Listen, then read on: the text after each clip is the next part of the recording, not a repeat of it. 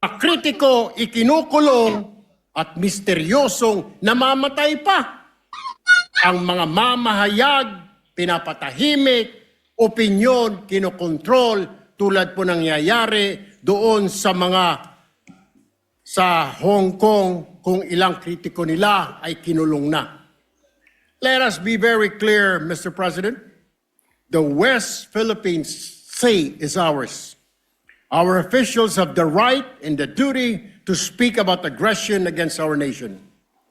And Filipinos, Mr. President, will not whisper in their own house just to avoid offending a foreign power, particularly China. No, no, no, Mr. President. We do not take lessons on democracy from a government that jails critics. We do not take lectures on free speech from a system that suppresses it. So, eto mga pre dito, nanggagalaiti po itong si Erwin Tulfo dito sa mga Chinese, no? Oo, nabubuisit po siya sa patuloy po na pang-aapi nito mga incheck na maliliit naman yung mga titi, no? Sa ating sa mga Pilipino, lalong-lalo na po dyan sa West Philippine Sea. Kung natatandaan nyo, may mga pa nga dyan eh. May mga mangingisdang winater kano ng mga hinayupak na yan. Diba? Tapos, nasugatan po sila. Oo. Andin to the rescue naman po yung ating Pangulo mga pre, habang ang Vice Presidente natin tamad, no? Tahimik lang. Wala po siyang paki sa mga mangingisda. Masugatan ka man, ano mang mangyari sa'yo, sino ka ba? Sino ka ba sa kanya? Diba? So, yun po, no? Nabubuisit po si Erwin Tulfo dito sa mga chikwa na to.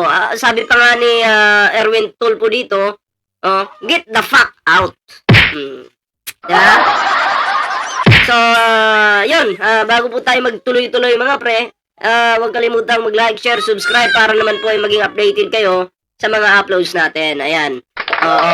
Siyempre, may TikTok, may Facebook po tayo dyan. So, ito na. Pakinggan po natin ang mga sasabihin po ni Erwin Tulfo. Ayan. At siyempre, believe din po tayo sa mga Tulfo mga pre kasi yung side po nila ay nasa Pilipino. Nasa Pilipinas, hindi po dyan sa mga Chinese na yan. Oo, hindi naman po masama yung mga inchik eh, hindi po. Oo, pero yung Chinese government po, yun po talaga yung nanggigipit sa ating bansa. Chinese government po hindi po yung mga individual. Para klaro lang po tayo. Mr. President, I rise today in defense of dignity, our national dignity. Spokesperson of the Chinese embassy recently lectured Filipinos and worse, Philippine officials on the limits of freedom of speech.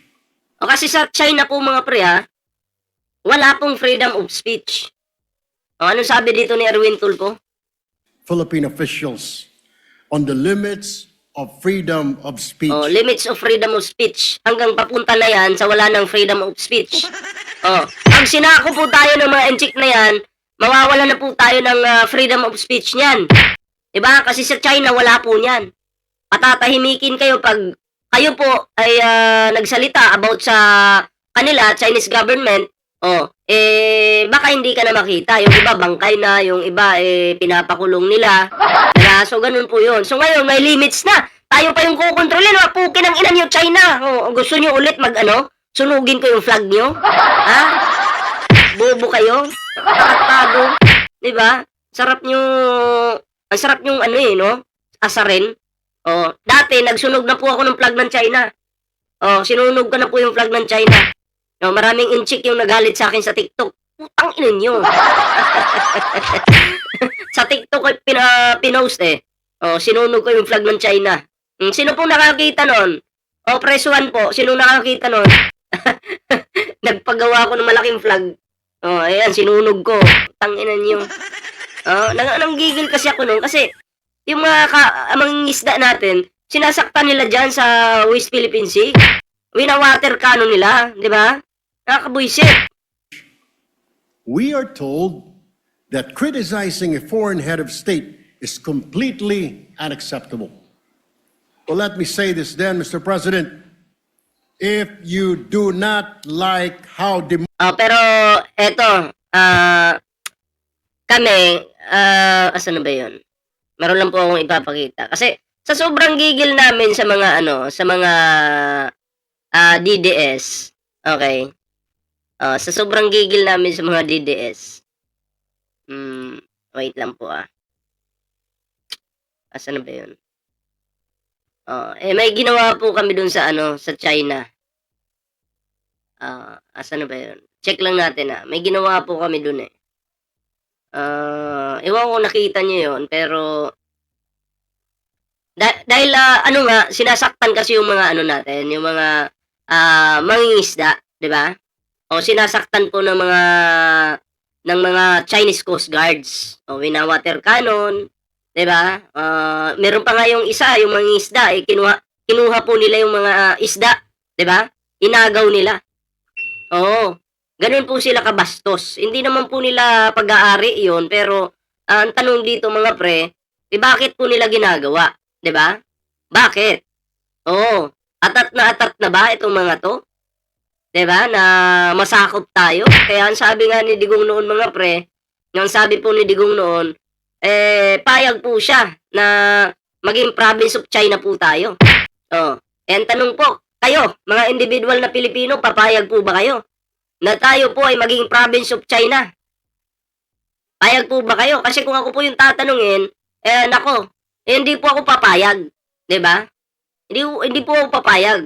Ang Pilipinas ay para lang sa mga Pilipino. Hindi po sa mga Chikwa. 'Di ba? Doon lang kayo sa lugar niyo. Doon lang kayo. Wag na dito sa aming bansa, maggugulo pa kayo dito Hindi naman kayo welcome dito. Ang mga welcome lang po dito, yun po yung mga in-check na mga Chinese na talagang kumbaga, pumapasok ng legal sa ating bansa. Diba? Yun lang. Pero yung papasok kayo dito, para lang manggulo, hindi. Nako, ang mga Pilipino na nagmamahal sa bansa, hindi po tayo papayag dyan. Minsan nga nakakita ako ng nakakita ko ng Chinese na grab yata yun nakabike. Ewan ko, nakita niyo rin siguro yun. Na biglang lumabas yung in-check sa kanyang sasakyan, Chinese na babae. Tapos dinuraan yung dinuraan yung grab na nag-grab na lalaki. Dinuraan po. 'Di ba? Ano po sila mga kinulang na po sa utak, mga bastos po talaga. Mga kumbaga hindi na po dapat bigyan ng respeto. 'Di ba? So ito yata 'yun yung video na 'to. Yan mga pre, Asan na ba yan? tutuwaya mga yan. Isang sigaw ko lang. Tamo meron pa. Sa tulay. Ito po yung ginawa namin sa China. Kasi proud po kami bilang isang Pilipino. Proud po kami bilang isang Pilipino. 'Di ba?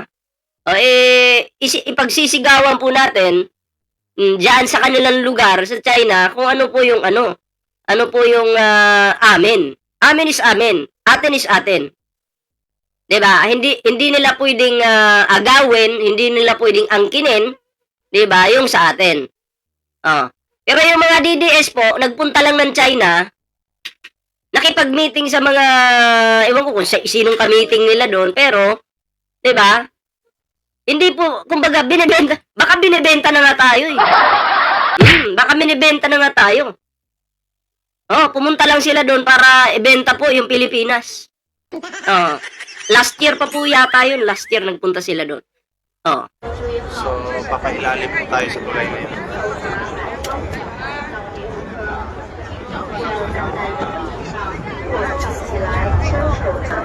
So ito na mga pre.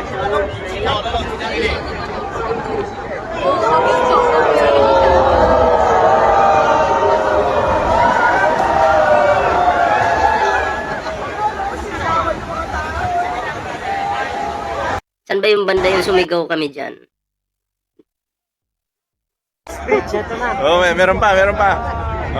Yan daw ang WPS.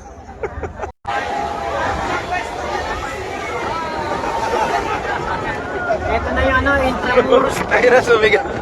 Sumigaw si Sir Mike, atin daw ang WPS. Intramuros Bridge, ito na. Oh, meron pa. Intramuros Bridge daw.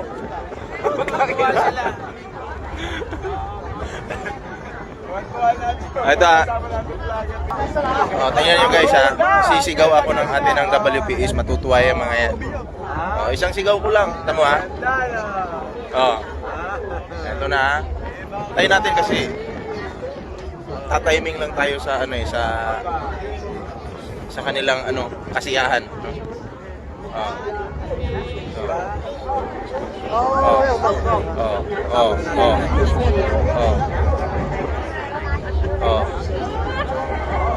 Sigaw ulit dyan, sigaw ulit dyan sa'yo. Sigaw ulit. Atin ang WPS!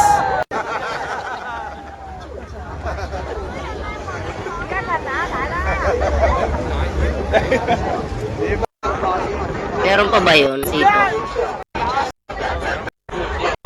Ay, basta dito sa video na to mga pre, sinigaw namin dyan na yung West Philippine Sea ay atin po talaga. Diba? May mga drones pa dyan eh. Buti hindi tayo na-detect dyan, kundi hindi tayo makauwi. Pero, tayo po, proud tayo kung ano yung atin. At believe din tayo dito kay Erwin Tulfo kasi pinaglalaban niya po yung mga Pilipino, yung ating bansa, 'di ba? So, yun po yung senador. Hindi yun po yung talagang senador na dapat suportahan. Ay, Rachel, shoutout po. Shoutout po kay Ma'am Rachel. So, yun po yun mga pre, no? Dapat wala tayong takot kung ano yung sa atin, ipagsigawan po natin yan. Ma'am Joy Candido, shoutout po ha. So kayo mga pre, handa nyo bang isigaw na atin yung West Philippine Sea? Diba? Kung talagang maka-Pilipino kayo, isigaw po natin yan. Araw-araw, diba? Paano? Sa social media. Diba? Para hindi po nila angkinin. Kasi kinakawawa po tayo eh. Di ba? Hindi po natin ito ginagawa para makipagdigma, gera. Hindi. Yung sa atin lang, kung ano yung ating karapatan, di ba? Paglaban po natin. Pero yung mga DDS, nagpunta lang ng China para ibenta po yung Pilipinas. Ganun po sila. Ganun po sila katarantado. Di ba? Para lang magkalaman yung bulsa. Hindi ko natatapusin yung kay Erwin Tulfo. Pero kayo, anong reaction nyo dun mga pre? Comment down below para naman po ay mabasa natin yung inyong mga kanya-kanyang komento, reaksyon.